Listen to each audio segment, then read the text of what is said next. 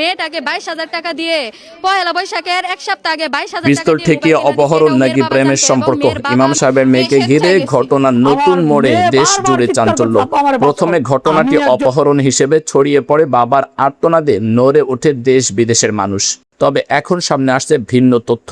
মেয়েটির পরিবারের ঘনিষ্ঠ সূত্র জানিয়েছে এর আগেও একবার ওই মেয়েকে একইভাবে নিয়ে যাওয়া হয়েছিল। সেই সময় তারা একসাথে ছিলেন একদিন।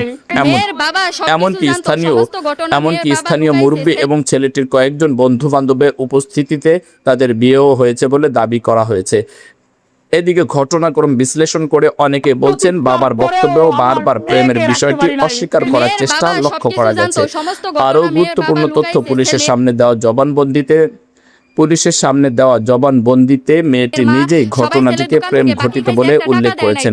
উদ্ধারের পর তার বক্তব্যে উঠে এসেছে আরেকটি বিষয়, সে ছেলেটির বন্ধু বান্ধব এবং আত্মীয় স্বজনের নাম পর্যন্ত জানে, যা তাদের পূর্ব পরিচয়ের ইঙ্গিত দেয় বলে মনে করছেন সংশ্লিষ্টরা।